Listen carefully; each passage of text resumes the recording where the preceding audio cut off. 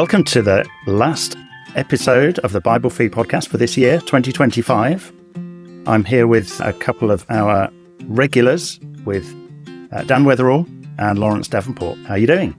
Hey, I'm good, thanks. Very well. Excellent. So, those of you that have been keeping up with our recent episodes will know that we've been covering the prophets in the Old Testament. And so we want to do a final episode for this year in building on that and in a bit of a nod to the end of year season, if you like, because as we've been through the prophets, we've noted quite a few occasions when there are prophecies of Jesus, prophecies of a Messiah in many and varied different contexts. So that's what we're going to do. We're going to explore prophecies of the Messiah with Dan and Laurence.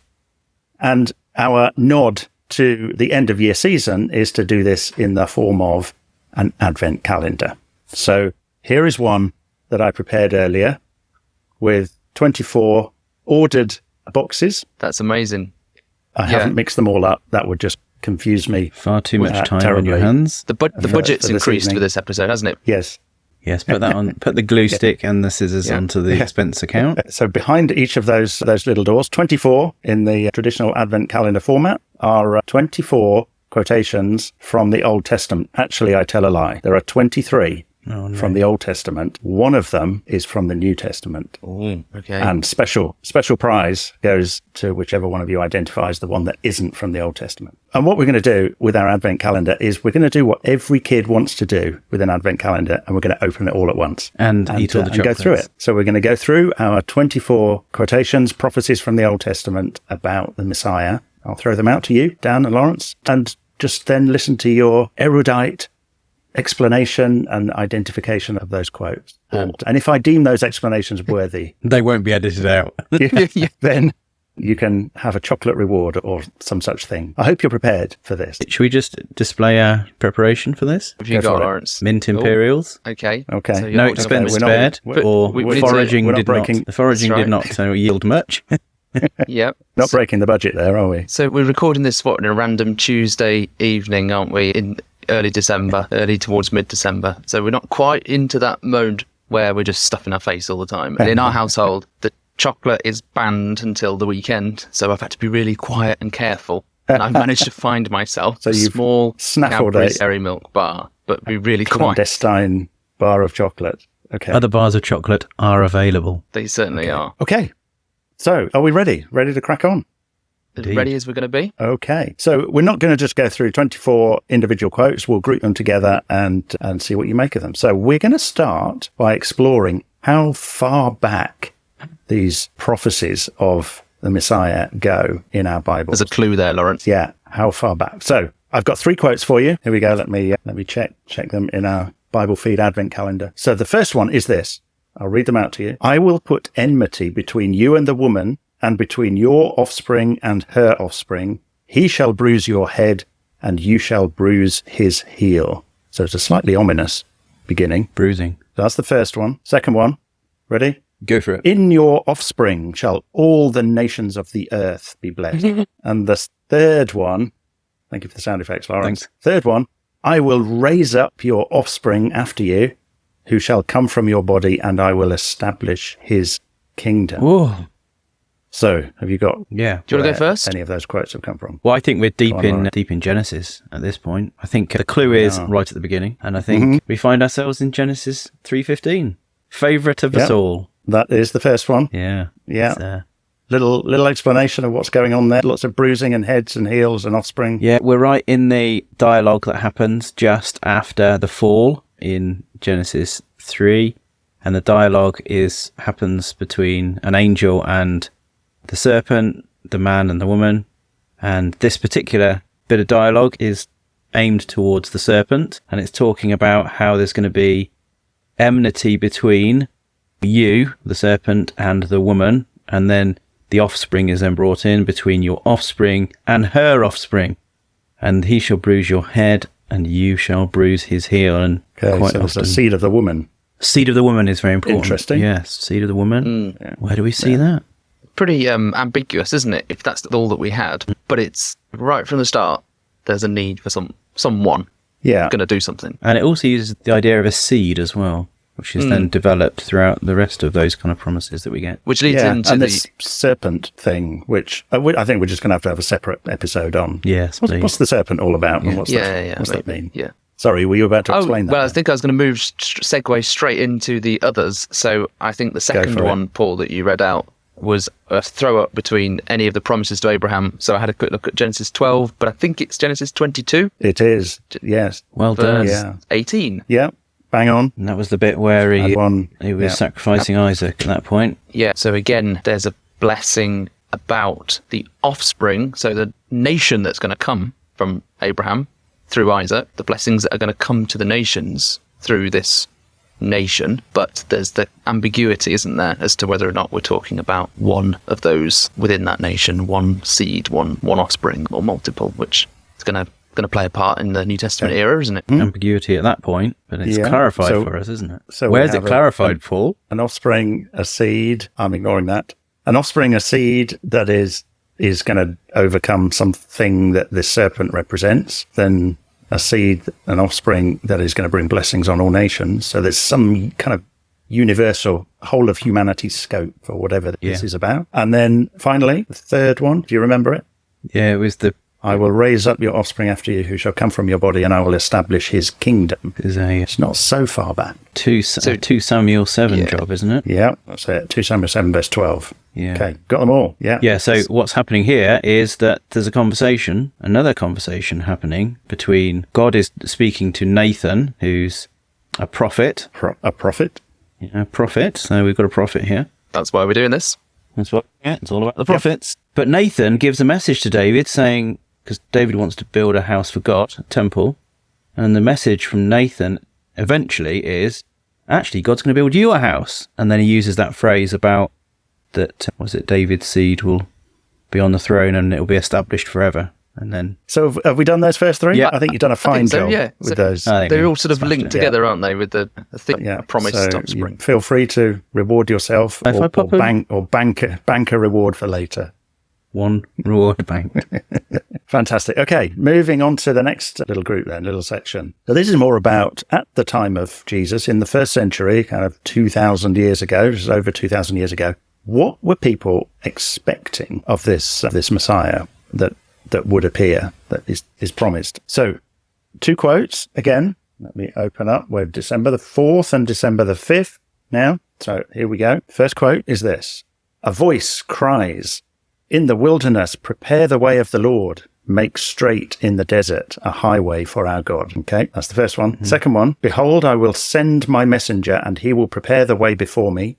And the Lord whom you seek will suddenly come to his temple." Okay, the first one featured in one of our episodes. Yeah, we should get that for sure. Yeah, Isaiah 40. Doing an entire series on this. Yeah, Isaiah 40. Isaiah 40, spot on. Was that about Dan? Yeah. You were doing the series with Paul. Yeah, so Isaiah 40 is the sort of emerging from a time of warfare. Israel is emerging from crisis, looking for the return of God as a ruler, effectively saying, isn't it? Make straight in the desert a highway for our God. That's quite a thing to expect. God is called a king, isn't he, a couple of times in the Old Testament? Yeah, and that's what Isaiah 40 is all about, isn't it? Because the Lord God comes in verse 10. "Behold, the Lord God comes with might, his arm rules for him." So yeah, it's like the re-establishment of a kingdom that's been anticipated. Okay, so they're expecting not so much God himself to come along this highway. Isn't he? It's a poem. Okay. Yeah. Elaborate. Do you like that? Yeah.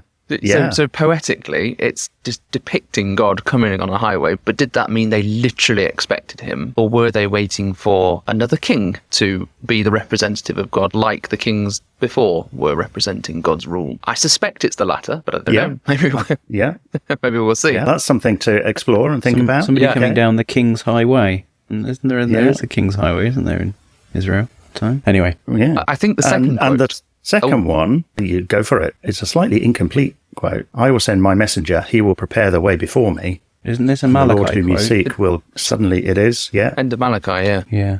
Malachi 3. Malachi 3. But then there's another messenger. There's 2 messengers mentioned in that section, isn't there? "The messenger of the covenant, in whom you delight. Behold, he is coming, saying, the Lord of hosts. But who can endure the day of his coming?" So there's the messenger that prepares the way. Yeah. And is that quoted about John the Baptist? I think it probably is. And then the messenger of the covenant in Jesus himself. Yeah. Don't just give us the answers, Paul. Do you reckon? I Someone- don't know. Well, you seem to be struggling. a Yeah, bit. we're flailing at this point. We haven't had enough chocolate. Yes. So I'm going to hold off on assigning a reward for Okay. that one. I think That's a little... this is harsh. very harsh. Sort of nudge. Yeah. So look, another 2 quotes in this same section about expectations. So here's 2 more. We're on the 6th and the 7th, I think.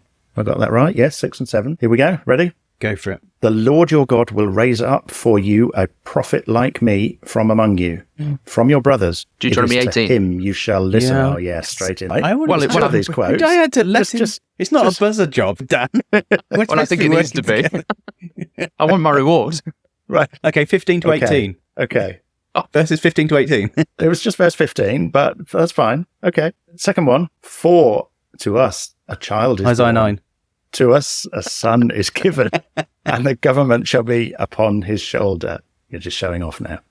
Okay, expectations. There's a prophet, a child. What's going on there? Yeah, okay. So, We might want to think about the Isaiah 9 one a little bit more as well. Some of the other things that are in that. yeah. First yeah. of all, that Deuteronomy one, as my pet subject, which is that kind of cliffhanger at the end of Deuteronomy, because you've got this figure of Moses and then handing over to Joshua, and this he's supposed to be like him, but actually it doesn't quite work, and so therefore you're on a cliffhanger of waiting for a prophet like unto Moses, which I think is then quoted in the New Testament in Acts, I think, so, and applied to Jesus. So you've got this direct link of this thing that they've been waiting for so long in Deuteronomy is actually going to be Jesus. And I think it's when John appears, John the Baptist, the religious leaders in Israel go to him and they ask him questions and they say, are you that prophet? Elijah? Are you the Christ? Do they say, are you a king? Something. Yeah, they ask all these questions about who he is. Yeah. And going back to the idea before, you're saying, did they expect God to literally wander down the highway? They didn't. Well, they didn't ask that, did they? Oh, are you God? Who's going to come? They didn't ask that, did they? Yeah, So that's they weren't interesting expecting that. Yeah. And that's, so to us a child is born, to us a son is given, and the government shall be upon his shoulder, and his name shall be called Wonderful Counselor, the Mighty God, Prince of Peace, Yep. the Everlasting Father. Father, yeah. So they're really interesting, aren't they? Yeah. You're singing. Very, yeah. So they're really interesting names, aren't they? His name should be called. And I think they're examples of theophoric names, aren't they? I think that's... Oh, that's Dan, yes. you have to throw a technical term in. Theophoric. This is a podcast for ordinary people. no. Yeah. I'm You're euphoric, going to but have what's to explain theophoric? that. Yes. Theophoric. So names that are descriptors of God, effectively. Like Hezekiah, Yahweh is strength. I suppose Jesus as well. Yeah, exactly. Yeah. Yeah, Yah saves, Yeah. Yahshua. Yah Yeah, saves. Yeah. yeah. What about Danielle? Daniel, yeah, God is my judge. Yeah. Yeah. So What there's- about Paul? No. What about Laurence? No.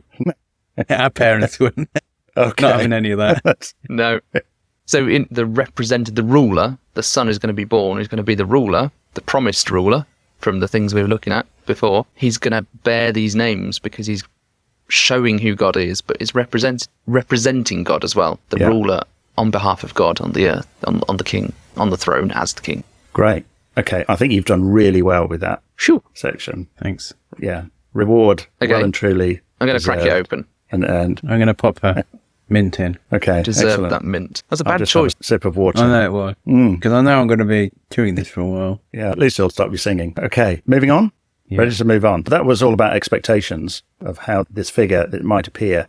Now we're going into how he actually appeared. So just one quote to start with in this section, and then we've got some doubled up ones. So here's the first one, and this is number 8.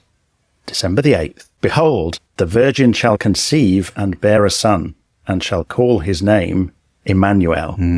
That's another one from your jumping in favourite there. topic, isn't it? Isaiah 7.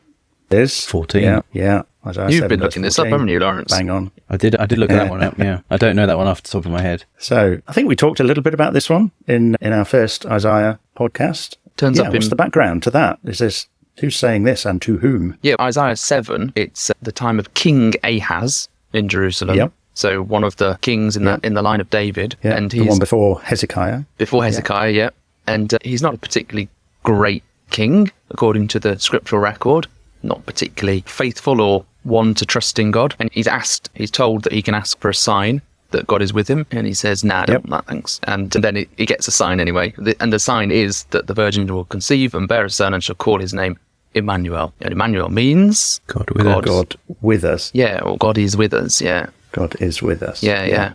So that presumably, if that's a sign to Ahaz, that presumably happened. But what's this got to do with Jesus? Well, then we turn to Matthew chapter 1. Yeah, because it's reused. Yep. Recycle, reuse. So virgins don't normally conceive. No. But in the Hebrew, It's not that kind of podcast. it's a word that means young woman, which is more conceivable, if I may use that phrase. A lexical meaning to that. Yeah. Yes. So it's maybe a little bit peculiar, a bit curious that it should be picked up and definitely given the meaning virgin shall conceive and applied to the virgin birth in the New Testament. You said something about this on the first part of our Isaiah podcast, didn't you? About the I did. Do you remember what I said? So I'm trying to remember now.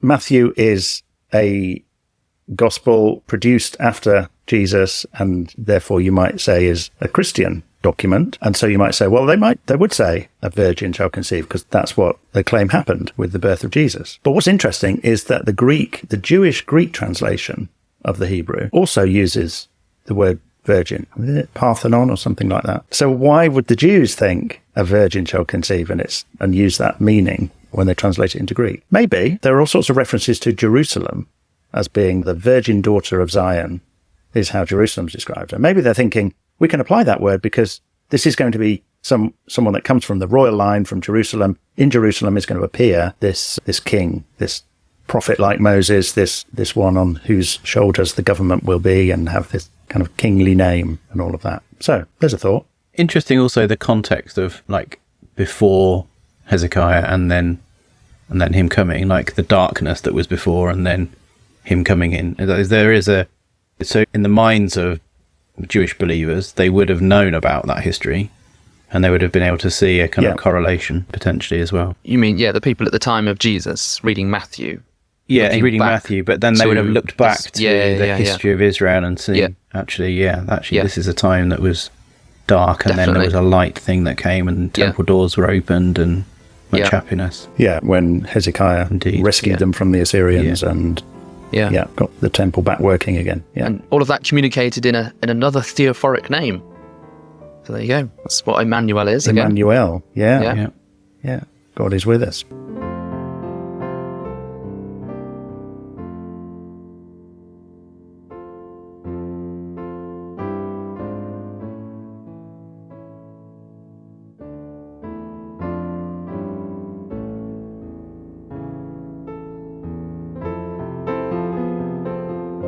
Excellent. Okay, we're going to move on to a pair of quotations. We're at 9 and 10, making good progress. So here we go. Again, in this theme of how Jesus actually appeared in his birth. But you, O Bethlehem Ephratah, who are too little to be among the clans of Judah, from you shall come forth for me one who is to be ruler in Israel. I think that's the first one. Second one is this. Glory to God in the highest, and on earth peace among those with whom he is pleased. Is that your? I think that's your cheeky one, isn't it? That your cheeky one, isn't it? You've got it. Yeah. Sticks out like a sore thumb, doesn't it? Is that the one in Luke? That's in Luke too. Yes. So the first one first. Bethlehem. Somewhere in Micah, isn't it? Yeah, Micah. So I don't know where. Micah 5. Which chapter? Micah 5. Oh yeah. So what kind of a place is Bethlehem? Too little. Just a little place. Insignificant. Just little. Yeah. Just little. Yeah. And on the subject of the humble origins, what's the event around which those words from Luke 2 are said? Glory to God in the highest, and on earth peace among those with Isn't pleased. that when shepherds were around? Yep. Yeah. Those were words said to the shepherd. Yeah. And then they went and saw him later. Yeah. Yeah, so quite an interesting contrast. Bethlehem, this kind of insignificant place. Carry on, Dan. Yeah, I got a slight question, slight thing to minor tangent, because that verse in Micah 5:2 talks about, from you shall come forth for me one who is to be ruler in Israel, whose coming forth is from of old, from ancient days. Now, which I see quite often get shared around as if that shows that this ruler has already existed from eternity, from ancient days. But it doesn't read to me like that. It's more. I wouldn't read it like that, but maybe. Yeah. We are coming from a certain bias, though. We are, and we need to acknowledge that for sure. It doesn't seem to be what the passage says, certainly in the translation ESV I was just reading. It would fit more with the fact that the point is this little place, Bethlehem, insignificant, and yet there has always been destined a ruler to come from this place. It's about prophecy. That's what we're talking about, isn't it? And I think that's what it... As we've seen right from Genesis chapter 3. Yeah. So I think that's pretty clear. But just look out for that. Isn't there some link with Ruth and Bethlehem as context for... Is that in Ruth? Yeah. So Ruth is the Moabitess who... Does she go to Bethlehem? Comes back. Yeah. That's where she meets Boaz. Yeah. And the incident in the barn. That's what we're calling it now. Which we'll cover in another episode, maybe. Yeah, it's very okay. So there is a link there then with this, but that's the line of David. In the line of David, Ruth is the in the line of Jesus. Exactly. Grandmother, and Matthew 1 again, great grandmother of David, mentioned in Matthew. Yes. Genealogy. Yeah. It's one of the peculiar standout. Yeah. So again, I suppose in that genealogy, there's all sorts of odd things. There's a number of women mentioned, and not that women are odd, but the circumstances around them. The circumstances are unusual and not what you'd see in a typical king list. And so there's this whole picture of the origin and place from which the Messiah, Jesus, comes is not what you'd expect, humanly speaking. Not coming from a great city like Jerusalem, but from a tiny little place and coming from non-Jewish people in the line of David. Yeah, interesting. But still... According to the angel that spoke to the shepherds, glory to God in the highest. This is glorifying God in the appearance of this one that was prophesied. Okay, are we ready to move on? Yes, I am. Yes, excellent. Okay, 2 more quotes are still in this kind of how Jesus appeared. So here we go. What dates are we on now? Good question. We're on the 11th and the 12th of December, halfway through the month, or halfway to 24 anyway. So first one, a star shall come out of Jacob, and a scepter shall rise out of Israel. The first one. And then the second one is this. May the kings of Sheba and Seba bring gifts. Well, I think that first one's in Numbers somewhere. At the end of Numbers, during the... Is it actually... This is a peculiar context, isn't it? Because this is one of the Balaam... Yeah, Balaam. Slightly obscure now, Paul. Really obscure. This is quite obscure. A prophet who wants to get paid for cursing, but actually ends up blessing. And it's in one of those blessings. Yeah, Balaam. So it mentions a star, although it sounds like the star's talking about the individual, the scepter. Yeah, and the scepter is linked often with Judah in the blessings of Jacob. The royal tribe, And then gift from some places that sound a bit eastwardly. Exotic. So I've gone to Isaiah 60, which is very similar, but not what you quoted, But it says, it's not. A multitude of camels shall cover you, all those from Sheba shall come. They shall bring gold and frankincense, and shall bring good news, the praises of the Lord. There's this idea of gifts flowing to the nation of Israel, but I don't think that's what you're referring to. So I guess it's certainly linked. It's talking about gifts coming and from far off places. Gold and frankincense are mentioned, not myrrh. And I'm following up to we're assuming there are 3 kings because there are 3 verse gifts. 10. Yes, Psalm 72 in verse my 10. margin. That is indeed little cross-reference. There you go, folks. Yes. Always checking your cross-reference. Fantastic. Okay, so where did these magi go in order to seek the one that they thought they would find? That place of humility. No, they went to Jerusalem. Yeah. First. Come on, Lawrence. He's not going to get a reward, is he? Oh, yeah. That's it. Take that mint imperial out. I'm only going to be banned from the nativity play now. I'm going to turn up in the wrong place. You're in negative equity with your rewards. Take that one out, please. So, they went to Jerusalem, expecting that would be where they would find this new ruler, but he's not there. Instead, the star leaves them. I actually just really offered a tangent. There was an article in the Times today, the Times newspaper, about an astronomer who has found evidence in Chinese astronomical records of a comet in 5 BC, which came very close to the Earth, so close, in fact, that as it passed the Earth, its speed would have matched the rotation of the Earth for a short while, and so it would have appeared to just hang in the sky. So that's interesting, isn't it? Yeah. That describes what the Magi saw. So, have we done that? Have we done that little bit? I think we've done that, yeah. What do you think, Laura? I'm not convinced by your explanation of... Okay. Yeah. Okay, Now Or it's this- out there yeah, to... okay. Let's move on. So, final 2 quotes in this section. Here we go. You ready? Mm-hmm. A voice is heard in Ramah, lamentation and bitter weeping. Rachel is weeping for her children. And then the second one. Out of Egypt I called my son. Well, I know this one. Go. That That's a not be so Hosea easy to quote, that one. pinpoint. The second one is Hosea. Yeah, First- Hosea. First one's Jeremiah, but again, I don't know where it is. But Yeah, I checked spot on. I'll give you... by yeah, going to it's Matthew where it was quoted and then look back. Yeah, okay. 31. And so it's Jeremiah 31, excellent, verse 15. And in what context is it quoted? Which one's this? Sorry, the Jeremiah one or the Hosea one? The Jeremiah one. A voice is heard in Ramah, lamentation and bitter weeping. Rachel is Rachel, weeping yeah. for her children. Oh, I don't know. Something I'd terrible have has to happened read to the the whole children. chapter again, Yeah. but Jeremiah in context generally he's pretty upset about the Babylonian invasion and destruction of Jerusalem that's going to happen and then does happen. So Yeah. I'm guessing that's the context. Okay. And in the context in... Yeah, in Matthew, it's the slaughter of the infants, isn't it? Massacre of the innocents. It is, yeah. So Herod thinks the Magi have told him, oh, when did you see this sign? And he, kills all the children in and around Bethlehem under 2 years old, I think. Yeah. And so why is Jesus not killed as a result of that? Because he ends That's up the second quote. in Egypt, which was Yeah, your so big one, Laurence. Hosea one. Yeah. Which then early Matthew chapters position Jesus as Israel coming out of Egypt, going through the same series of things that Israel go through, but then not doing all the mistakes. So you end up... Bang on. Baptism. That deserves a mint imperial. Thank you very much. Yeah. Yeah, so that was... These two are really interesting quotes, aren't they? Because they're not prophecies in the case, in the sense of this is going to happen. Look out for it, ladies and gentlemen. It's very much Jeremiah weeping for Jerusalem, Yeah. and then Hosea weeping for the state for of Israel. Israel, yeah. Yeah, and Because Yeah, that they've first taken- verse in that chapter, when Israel was a child, I loved him.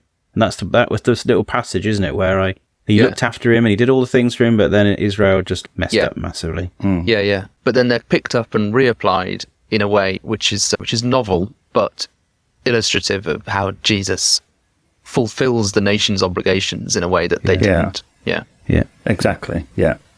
That's which we touched on a little bit with the servant songs Yeah. in the second part of Isaiah. Yeah, when we yeah. looked at that. In there's a servant that Israel should have been, but they didn't live up to that, and then there's an individual that comes and succeeds where they failed. And there's a little Cool. bit Okay. in the promises we talked about, the offspring or seed. Is it one or is it a multitude? It's that kind of ambiguity again, isn't it? Which is interesting. So there you go. And it's also worth saying that these, two, like you say, Dan, peculiar verses, which are then specifically applied to Jesus in the New Testament, that we wouldn't necessarily have picked for ourselves as the ones that would then describe Jesus. No.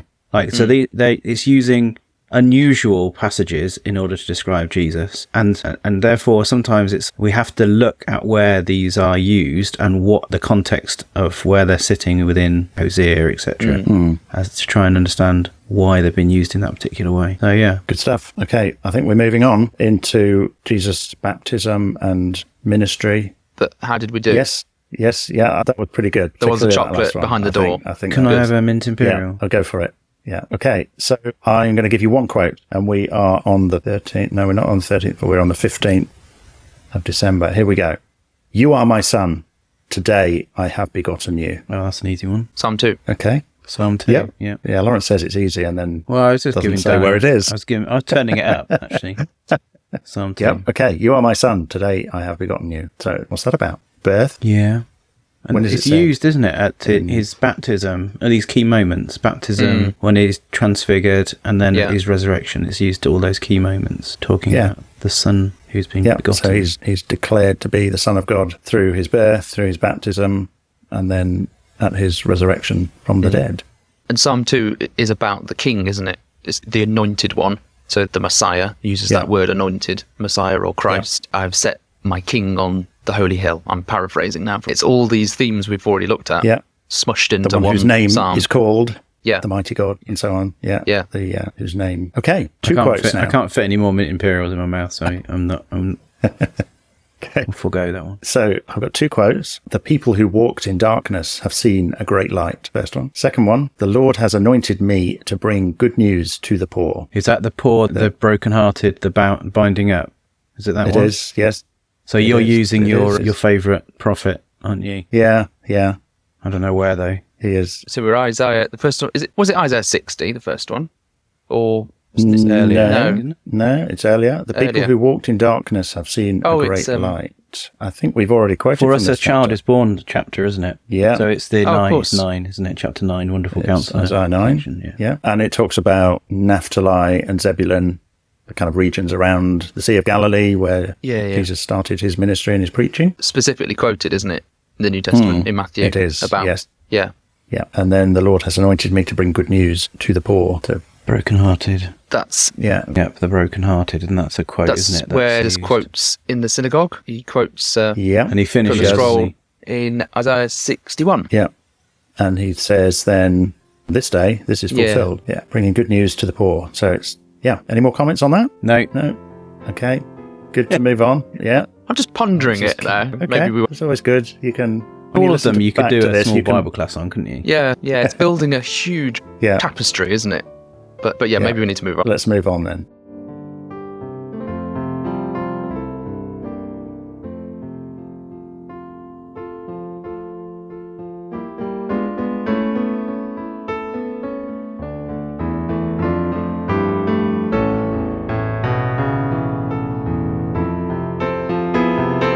So we're going to move into the later part of Jesus' life and work, his suffering and resurrection. So one quotation, first of all. Behold, your king is coming to you, righteous and having salvation is he, humble and mounted on a donkey.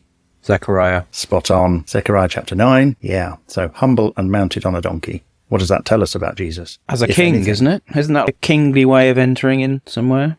Isn't in the Judges it talks about some guy with 70 sons who went on 70 donkeys. No, that is obscure. It is really obscure. I can probably find it though. Don't worry, Laurence. Okay, I'll leave it there. That's for another episode. Oh, yeah. But donkeys in scripture. But it's emphasizing humility again, isn't it? I think just say humble and mounted on a donkey. Yeah. So he's not grasping power despite all these things that are said about him and what his role would be. He's not grasping power. Okay, 2 quotes now. The stone that the builders rejected has become the cornerstone. Okay. Second one, he was despised and rejected by men, a man of sorrows and acquainted with grief. That's Isaiah 50. That's our friend Isaiah again. Isaiah 53. Really good. First one. The first one is a psalm, isn't it? Yeah. I'm just trying to remember what... Is it Psalm 22? No, it's verse 22, Psalm 118. Oh, it was 116. Yeah, I was close. Yeah. That's pretty close. Okay. Yeah. Half a dairy milk square. Thanks for that. Okay, so these are so it's getting a bit darker. Yeah. Now, so what do we think about these? This is when that's quoted in Matthew, isn't it? Where he's going to be rejected, or the people, the nation, are basically rejecting him. Yeah.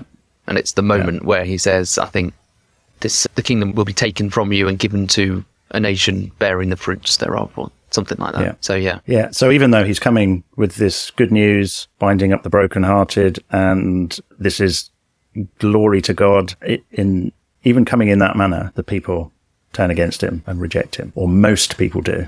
Yeah. He has a small band of disciples that see him for what he is, much like today, maybe. So anything else on that? Yeah, Isaiah 53 is just, one to ponder on. This part of Isaiah is talking a lot about servants as well, isn't it? So it fits into that. What does the servant one of those God servant songs look like? Yeah. And it seems to acknowledge, doesn't it, that with his stripes we are healed. So whatever this suffering is that this servant and Jesus ultimately undergoes, it has an effect on people. And it is able to heal people and bring them back to God. Okay. There is a link with Psalm 22, but I'm not going to press it anymore. Okay, Laurence. Okay. We're doing well. Right. One more in this section. We're on to the 21st of December. I feel like I need to be rewarded more because I've got the lights there. Yeah. The lights are up. Okay. Go on then. Reward yourself. Oh, thank you. Yeah. So 21st of December, our quotation from that day is, "For you will not abandon my soul to Sheol, or let your Holy One see corruption." Now that I'm reading from the ESV. King James Version says something like, "You will not keep my soul in hell. That's a psalm. Or let your Holy One see corruption." So Psalm It's a psalm, 16. isn't it? Psalm 16. Yes. Yeah. Hang on. He's got it. And, He's got it. yeah, what does He that wants his suggest? chocolate. Yeah, I'm not holding back anymore. Yeah. So this is quoted in Acts, isn't it? A couple of times, actually, I think. Acts 2. Acts 2. Yeah. Peter on the day of Pentecost, is it? Yeah. Yeah. Okay. So About the resurrection of Jesus. the resurrection of Jesus. Yeah. Yeah. So it looked, he goes in humbly, not grasping power, into Jerusalem. He's arrested, tortured, crucified.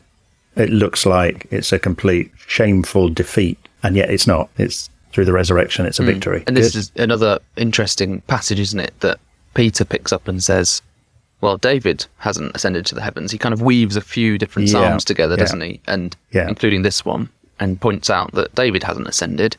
David wasn't talking about himself, ultimately. This isn't about David. Yeah. Originally, it would have been. It would have been his psalm at the moment. His experience. Yeah, exactly. Yeah. But there's something beyond that all these prophecies and texts sort of weave their way together and that find their completion in Jesus. Cool. Okay. We're into our final section, our final 3 quotes. Boy. Okay, so two first, and then the final one. So here we go. 2 quotes. "Behold, with the clouds of heaven there came one like a son of man, and he came to the Ancient of Days." That's And then the second one. Daniel. It's got to be Daniel. On that day his feet shall stand on the Mount of Olives. Okay. Explain. So you got the first one, didn't you, Lars? Yeah, I think I know where the other one is. The second Daniel is 7. Zechariah. Yeah. Yeah. That's Somewhere right. later in towards that. the end, isn't it the last chapter of Zechariah? Is it the last chapter? It's Zechariah 14. But I don't know about that yet because we haven't done the Minor Prophets episode yet. So No, we haven't. I'm waiting for you, This is Paul. true. Maybe we should put a trailer in at this point. But so what does the Daniel 7 one sound like is happening? With the clouds of heaven there came one like a son of man, and he came to the Ancient of Days. Haven't we seen Ancient of Days before already in this episode? Oh, we've had from ancient times. Oh, yeah. Yeah, we've had the word ancient. Yeah. That's true. It's the word association game. That's good. It's the one like the Son of Man, one like a human. So it's the human ascending to the right hand of the Ancient of Days. Yeah. That's what I and think there's a is- throne. Yeah. And Yeah. in fact, I think there are thrones. Thrones, plural, yeah. Yeah, in Daniel 7. Yeah. So seated at the right hand of God, Yeah. ascension to the heavens. Yeah.